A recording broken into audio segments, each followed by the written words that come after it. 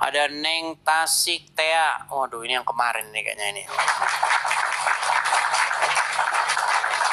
Halo Neng Tasik, silahkan nyalakan kamera. Halo, selamat siang, Bang. Selamat siang Neng Tasik. Apa kabarnya Neng Tasik? Alhamdulillah baik, Abang. Kabar baik. Ya, gimana Neng Tasik? Apa yang mau Anda sampaikan nih? Ada yang mau aku tanyakan, Bang. Apa itu, Neng? Ini loh, saya kan punya teman orang Kristen kan. Terus aku itu mau ikut dia ke gereja. Tapi dia itu ke gerejanya hari Sabtu. Setahu aku kan kalau ke gereja itu hari Minggu. Ke gereja itu nggak harus hari Sabtu, hari Minggu, hari apa saja boleh, Neng. Oh, itu ya. Iya. Mau hari Senin, Selasa, Rabu, Kamis, Jumat, Sabtu, Minggu nggak masalah, sama saja, Neng. Oh, nggak ngaruh sama sekali. Nggak ngaruh, Neng.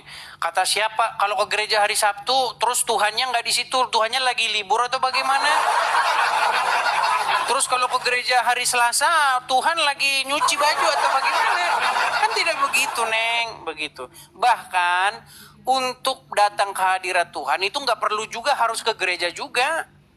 Karena Tuhan itu bukan hanya ada di gereja, dia ada di mana-mana. Tuh, kalau aku tiap naik ke rumah Abang, aku gemeter loh. Jangan gemeter-gemeter, atuh, jangan. Kenapa? Nggak tahu ya bagaimana. Pokoknya kalau aku tiap ngomong mau ke gereja itu, terasa gemetar gitu loh, asli Bang. Gemetar. Jadi begini, Neng, apa yang menyebabkan Neng teh mau ke gereja? Emang tidak mendapatkan kedamaian lagi di Islam atau bagaimana? Susah dijelasin Bang, cuma aku yang tahu. Oh, begitu. Ya, mungkin butuh proses ya, Neng ya. Jadi belajar, nanti panjang lebar, nanti Anda nanti lama-lama mengetahui kebenaran di dalamnya begitu. Ya. Sekarang juga kan aku punya teman yang non muslim gitu. Aku yang juga kan. Mungkin teman-teman, tapi kan teman kita. Aku nyaman, aku apa gitu kan. Biarpun orang-orang ngomong segala macem tentang jangan dia itu beda sama kita segala macam. Oh, jadi mungkin yang Neng maksud ini, Neng ini punya teman cowok Kristen begitu. Ya, ya. Oh, terus intinya si cowok ini kalau mau berumah tangga, Neng harus meninggalkan Islamnya begitu. Enggak, bukan dia itu. Gimana? Teman, aku punya teman dekat gitu kan. Iya, maksudnya teman dekat itu cowok apa perempuan atau laki? Cowok. Oh iya, berarti ya sudah ke situ. Terus kemana lagi? Terus. Tunggu dulu Bang. Nah, terus gitu kan, terus kami itu kan misalkan teman gitu, terus banyak teman muslimku, teman satu pekerjaanku yang ngomong, itu kan temanmu itu kan beda agama, kamu jauhin aja dia, kamu kan beda agama sama dia, gak mungkin katanya. Jangan bareng-bareng terus. Tuh. Nah, iya. aku senang sama Bang Edi segala macam itu awal-awalnya dari dia, kok dia nonton ini terus ya. Oh, dianya nonton saya. Ya. Oh, berarti dia ngasih rekomendasi. Ini dia ngasih rekomendasi coba tonton ini gitu. Enggak, aku nanya, kamu nonton apa sih kok seru banget gitu. Oh, nonton ini. Oh, kamu menonton, coba bagiin aku. Bagiin aku awal-awalnya aku keren aja. Tapi pas lama-kelamaan kan seru juga ya. Terus pas lihat, oh iya ini benar juga ya. Ini semua benar gitu. Contohnya kasih tahu Neng, apa? Satu contoh. Ya satu contoh modelan yang Abang gituin kan, hadisnya ini kan. Dilihat di Al-Quran benar kan ada semua. Walaupun aku cuma Islam KTP gitulah Bang, syaratnya. Iya kan sudah saya bilang Neng, alasan Neng masih Islam karena tidak mengerti agama Islam. Kan sudah saya bilang, kalau Neng mengerti agama Islam, besok pagi bangun tidak dalam keadaan Islam lagi. Itu bukan asal-asal ngomong, Neng. Itu kata-kata itu muncul dari sebuah peresapan akan agama Islam selama 13 tahun. Nggak salah-salah bicara. Begitu. Saya sudah pernah bilang, belum ada saya dapati orang Islam yang lebih ngerti agama Islam daripada saya. Coba bawa sini orangnya siapa kalau dia lebih ngerti agama Islam daripada saya. Gitu loh. Betul Ustaz. Neng, coba Neng. Neng kan ada, ya walaupun belum pasti ya, tapi kan kita bicara dulu nih. Ada seperti sinyal mau menikah dengan orang Kristen. Betul? Enggak.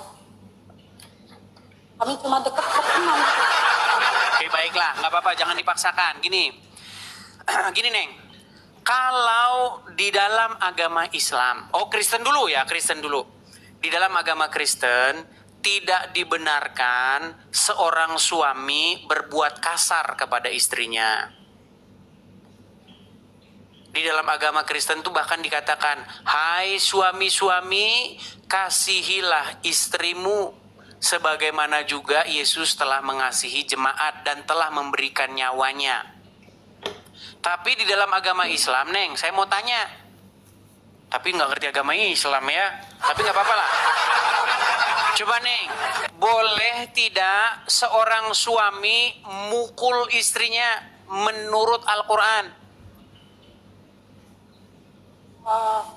Kalau istrinya salah ya wajib dipukul. Kalau nggak salah ngapain dipukul? Iya. Kalau dipukul ya kita pukul balik aja. Kalau kita nggak salah kita pukul balik aja. Ngapain? Nah, makanya Neng, Aku pisah ya dipukul ya aku pulang aja ke orang tua.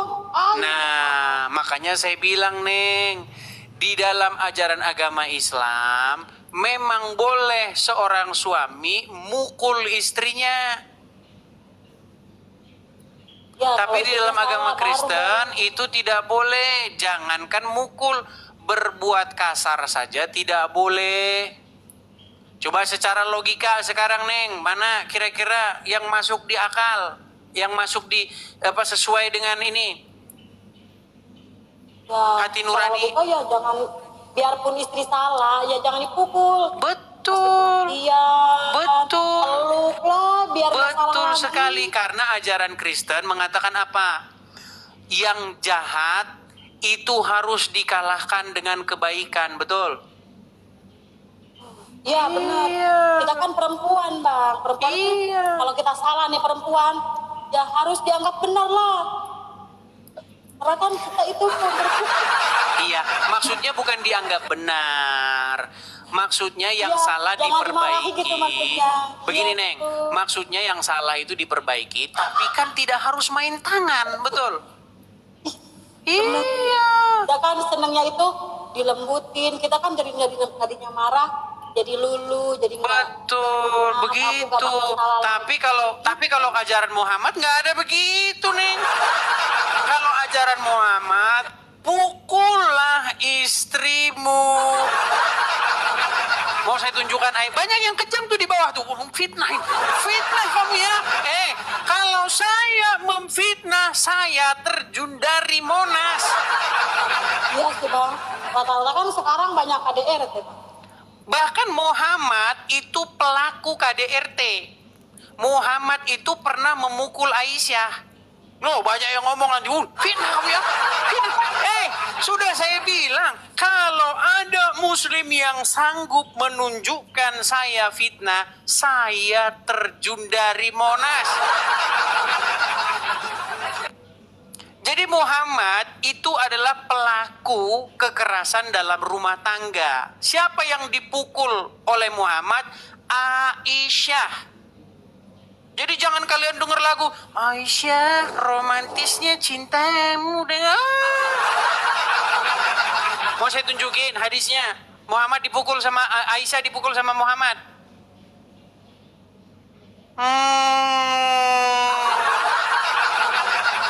Nih, saya tunjukin dulu ayatnya mengenai pukul istri. Saya tunjukkan. Surat An-Nisa ayat ke bentar, 30. Bentar. Sabar ya. 31 atau 32 ya? Oh, 34. An-Nisa 34.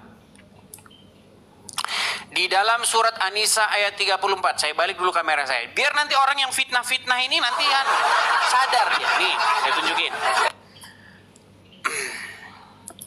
Surat An-Nisa ayat 34 ya. Kelihatan ya? An-Nisa surat yang keempat ayat 34. Perhatikan. Laki-laki, suami maksudnya ya, itu pelindung bagi perempuan atau istri. Karena Allah telah melebihkan sebagian dari mereka laki-laki atas sebagian dari yang lain perempuan. Dan karena mereka laki-laki telah memberikan nafkah dan hartanya. Maka perhatikan, perempuan-perempuan yang saleh adalah mereka yang taat dalam kurung kepada Allah dan menjaga diri mereka ketika suaminya tidak ada. Karena Allah telah menjaga mereka. Perempuan-perempuan yang kamu khawatirkan akan nusyush, hendaklah kamu beri mereka nasihat. Hendaklah kamu beri mereka nasihat kepada mereka. Tinggalkanlah mereka di tempat tidur, maksudnya pisah ranjang. Dan ini kata kalau perlu ini memang muslim ini suka bener mensensor loh mereka ini. Nih, ada tanda kurung nih, kalau perlu ini tanda kurungnya banyak sekali nih, kitab tanda kurung. Nih. Dan pukullah mereka. Ini ada nih. Pukul mereka kalau mereka kalian khawatirkan akan nusyush, membangkang. Pukul. Nah, sekarang kita tunjuk. Apakah Muhammad pernah memukul Aisyah? Perhatikan. Kalau saya ngomong, itu selalu ada dasarnya. Nih, saya tunjukkan ya. Perhatikan. Nih, nanti banyak orang-orang yang tidak tahu ini nih. Muhammad pernah memukul Aisyah. Saya tunjukkan kepada kalian. Ya. Saya besarin. Al-Haza di sini kadang orang. Bentar ya nih. Perhatikan. Kemudian Rasulullah katakan arti as-sawadul ladzi ra'aitu amami. Apakah engkau ini yang tadi bayangan hitam yang ada di depanku tadi? Jadi setelah pulang dari bagi Rasulullah mau pulang ke rumah kan ada bayangan hitam mendahului, yaitu Aisyah gitu. Kata Aisyah, na'am ya. Jadi Saya tunjukin riwayatnya gini. Jadi Muhammad itu pernah jalan malam-malam. Di depan dia ada bayangan. Nah, dikejar bayangan itu sama Muhammad. Karena Muhammad merasa dikuntit atau diikuti oleh bayangan itu. Dikejar bayangan itu kan. Ternyata itu istrinya sendiri. Istrinya lagi nguntit Muhammad. Kemana ini suamiku pergi malam-malam? Dikuntit sama dia. Ah, dikejar sama dia. Nih, dikejar bayangan itu. Perhatikan. Rasul akhirnya tahu beliau ini dikuntit, dibuntuti ya. Ketika mau pulang duluan Siti Aisyah. Setelah itu Aisyah mengatakan, "Fala haza fi sadri lahzatan auja'atni." Rasulullah kemudian memukul dadaku dengan pukulan yang menyakitiku. Nah, gara-gara dikuntit istrinya, Muhammad mukul istrinya. Contohlah Muhammad kalian itu. Loh, nekat yang nyata. Nah, kita juga kan kalau kita curiga sama suami, kita juga nguntit suami lah, sama. Iya, tetapi kan tidak main pukul-pukul. Bahkan di dalam Al-Quran, Muhammad itu harus mengerahkan Allah para malaikat, orang-orang beriman untuk menghadapi Aisyah. Loh, mau saya tunjukkan ayatnya. Waduh, kalian ini nekat yang nyata. Nih, saya tunjukkan. Apakah benar Muhammad itu untuk menghadapi Aisyah? Saya tunjukkan ya. Kita buka surat At-Tahrim. At-Tahrim. Ayat yang keempat. Benarkah Muhammad untuk menghadapi seorang wanita Aisyah? Dua orang wanita sebenarnya, Aisyah dan Hafsah. Dia harus memanggil Allah, para malaikat, orang-orang beriman untuk menghadapi dua orang wanita. Perhatikan. Perhatikan ya. Kita akan tunjukkan. Lihat nih. Ini surat At-Tahrim ayat yang keempat. Jika kamu berdua, maksudnya Hafsah dan Aisyah, bertobat kepada Allah, maka sesungguhnya kamu berdua telah condong. Dan jika kamu berdua bantu-membantu menyusahkan Nabi, maka sesungguhnya Allah adalah pelindungnya. Dan pula Jibril, dan orang-orang mukmin, dan malaikat, dan. Untuk menghadapi dua orang wanita. Perhatikan, lihat tafsir-tafsirnya ya nih. Kita buka tafsir Kementerian Agama Saudi Arabia ya, perhatikan. Nih yang lebih lengkap saja ya nih. Kita lihat nih. Tafsir Al-Madinah Al-Munawwaroh, Markas Tadzim Al-Quran di bawah pengawasan Syekh Profesor Imad Zuhair Hafidz dan seterusnya nih. Apa dikatakan di sini? Aduh, kok muncul sini? Bentar ya, mana tadi tafsirnya? Nih, tafsir Al-Madinah ya. Allah menegur Aisyah dan Hafsah karena kecemburuan mereka. Jika kalian berdua bertobat kepada Allah, maka kalian memang layak bertobat karenanya.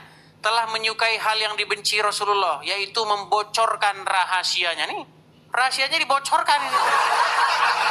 Nih, jika kalian berdua saling bantu-membantu untuk melakukan hal yang tidak baik terhadap Rasulullah, maka Allah pelindung dan penolongnya. Begitu pula malaikat, Jibril, orang-orang soleh, dan malaikat-malaikat lain, penolong Muhammad nih.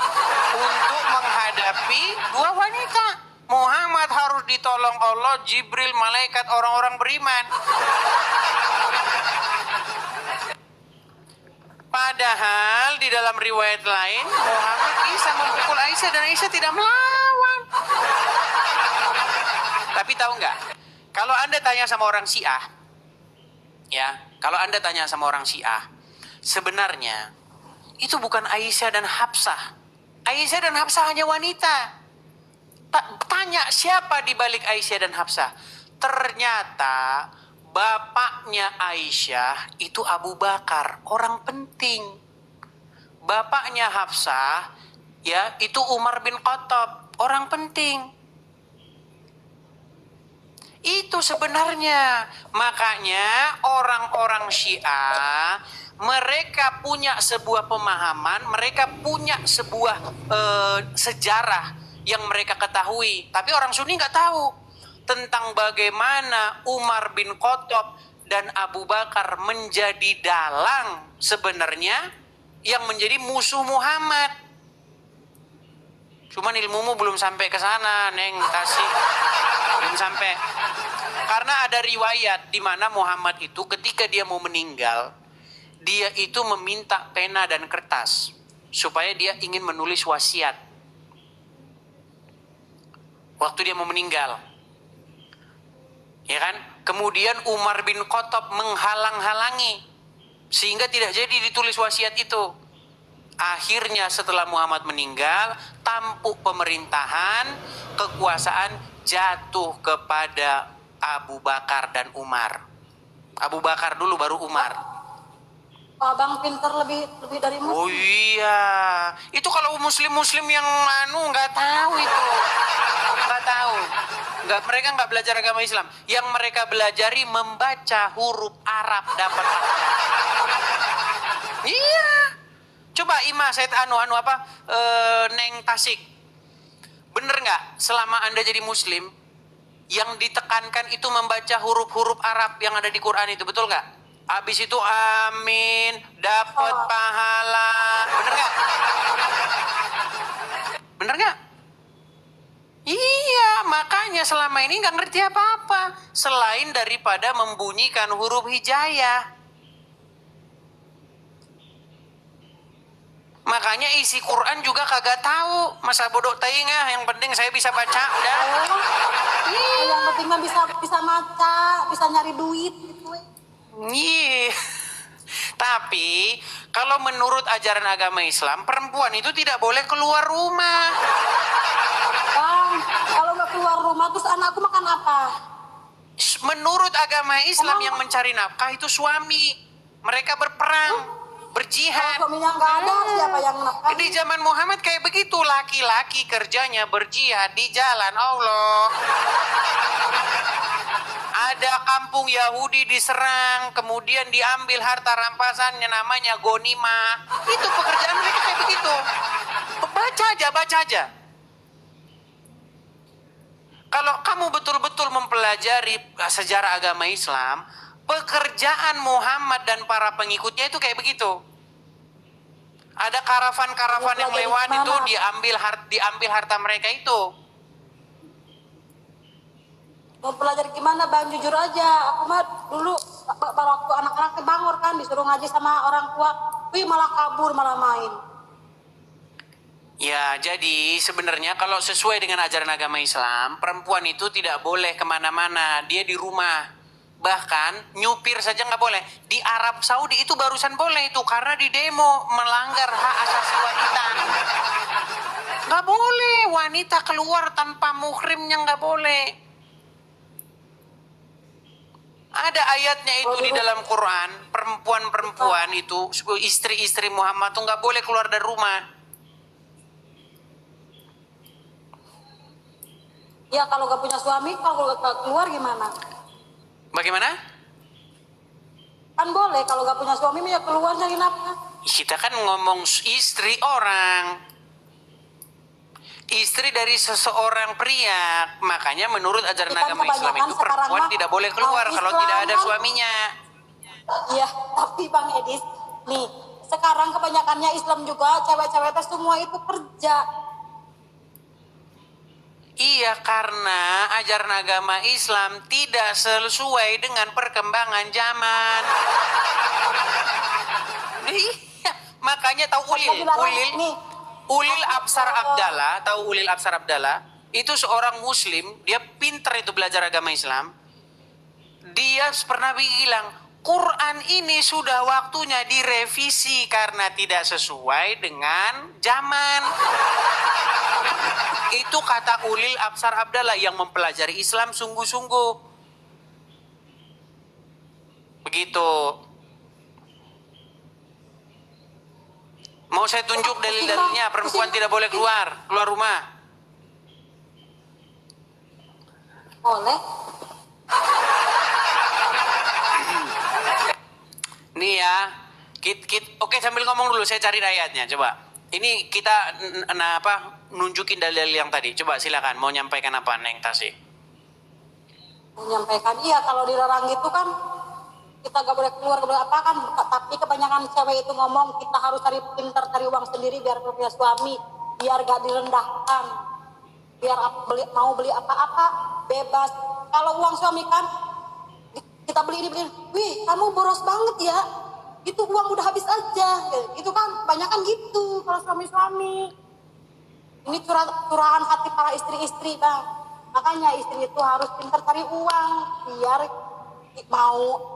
kita mau apa aja bisa beli, gak perlu takut uang suami habis ditanyain. Nanti ditanyain kan, wih kamu boros amat ya, beli apa aja.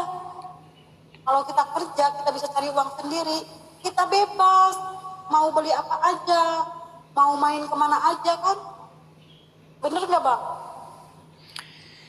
Ya, kalau masalah itu urusan pribadimu. Tapi yang saya bahas di sini masalah ajaran agama Islam. Coba ya, Neng Tasik ya. Nih, tadi saya kan sudah bilang pekerjaan apa yang dilakukan oleh Muhammad dan teman-temannya nih.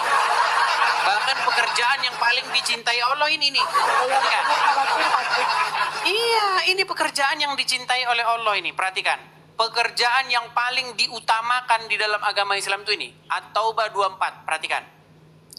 Katakanlah, jika bapak-bapak, anak-anak, saudara-saudara, istri-istri, kaum keluargamu, harta kekayaan yang kamu usahakan, perniagaan yang kamu khawatirkan kerugiannya, dan tempat tinggal yang kamu sukai adalah lebih kamu cintai dari Allah dan Rasulnya, dan dari berjihad, perhatikan ini, dan dari berjihad di jalannya, maka tunggulah sampai Allah mendatangkan keputusannya, dan Allah tidak memberi petunjuk kepada orang-orang yang fasik. Nih, jadi menurut ayat ini, yang lebih penting daripada bapak-bapak, anak-anak, istri-istri, perdaganganmu, bisnismu, usahamu, rumahmu, yang lebih penting itu adalah apa? Perhatikan, yang lebih kamu cintai itu harusnya Allah dan Rasulnya, dan berjihad. Makanya pekerjaan utama muslim itu pada waktu itu berjihad. Perang. Dan jumlah ghanimah hasil dari berjihad ini miliaran. Makanya ini yang nih, perhatikan. Kalian kalau belum pelajari biografi Muhammad, aduh gimana saya bilang. Nih ya, harta rampasan perang Muhammad dapat itu berapa nih, perhatikan. Nabi tak kurang dari 50.000 keping uang dinar. Zaman Nabi tak ada duit kertas. Zaman Nabi itu uangnya di dinar. Uang dinar itu satu keping beratnya 4,25 gram. 4,25 gram emas itu kalau sekarang 4 juta sekian. Karena 1 gram sekarang sudah 1 juta sekian. Tapi karena kita udah lama kenal, harga lama aja lah, 2 juta aja lah. 50.000 keping kali 2 juta. Kalau di total sekarang rupiah berapa dapat Nabi waktu perang Badar tahun kedua itu? 50.000 keping kali 4,25 gram kita hargai 2 juta. 100 miliar. 100 miliar itu berapa persen untuk Nabi? Wa'lamu annama ghanimtum min syai'in fa inna lillahi khumusahu. Nabi Muhammad mendapat jatah ranta rampasan perang khumus, khamsah 5, khumus 1/5, 20%. 20 miliar dari perang Badar.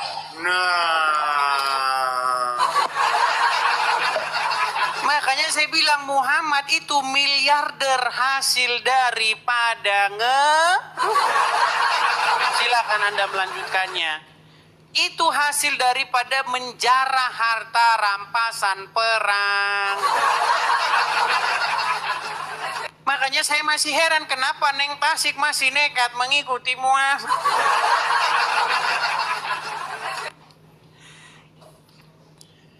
Iya, kalau Neng, percaya nggak Neng? Kalau Muslim naik ke sini, mereka nggak bisa bantah saya. Mereka bisanya ngamuk, ngancam. Iya, mereka naik ke sini ngamuk, ngancam. Awas kamu ya, awas kamu ya, awas.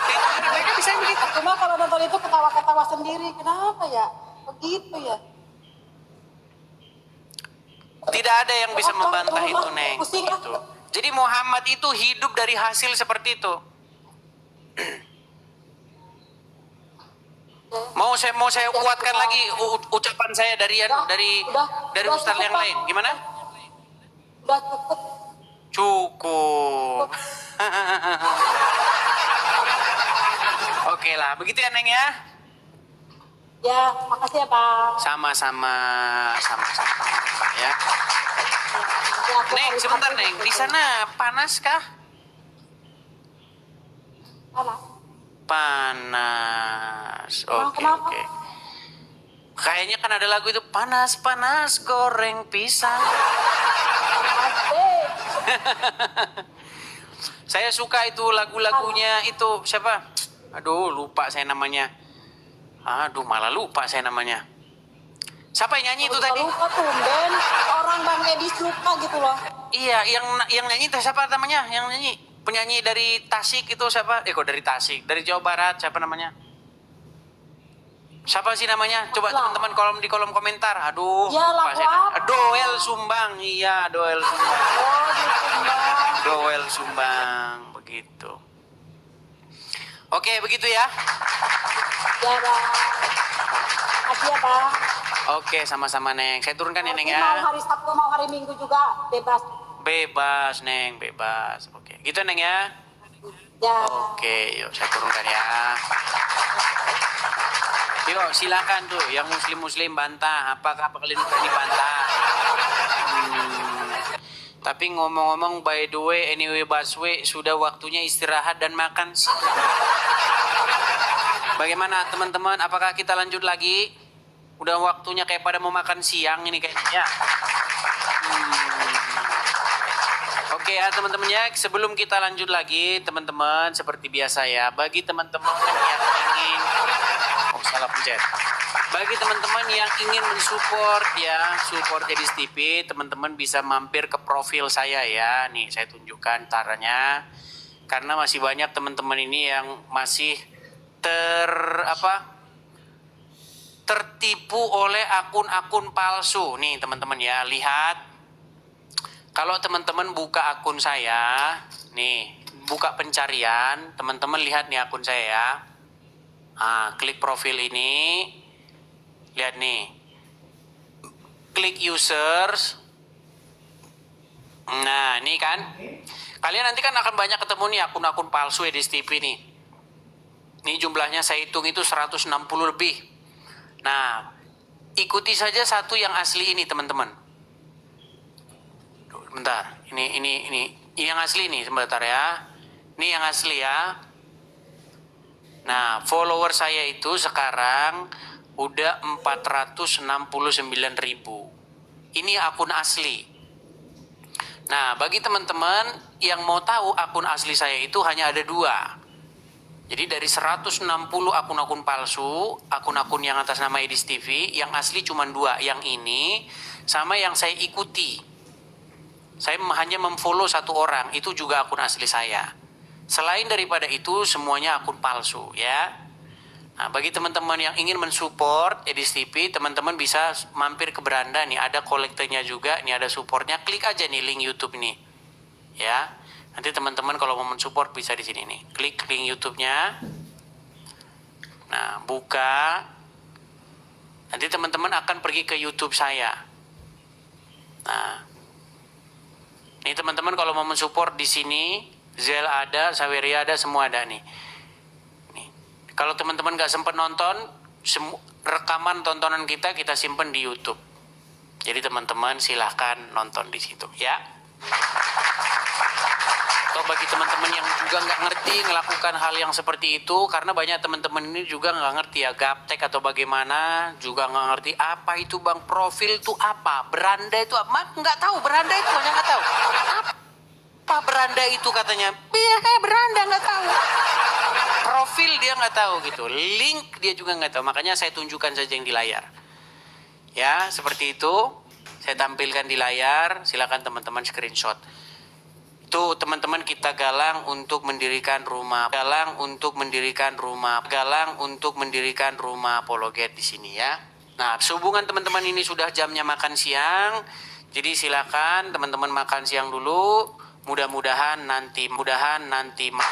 Oke ya, saya rasa itu saja dulu teman-teman. Jadi kita rehat dulu, kita lanjut lagi. Mudah-mudahan nanti malam. Jangan lupa pantengin terus, jangan lupa juga follow akun yang asli. Sampai ketemu lagi nanti malam. Tuhan Yesus kiranya memberkati kita semua. Shalom, sampai jumpa.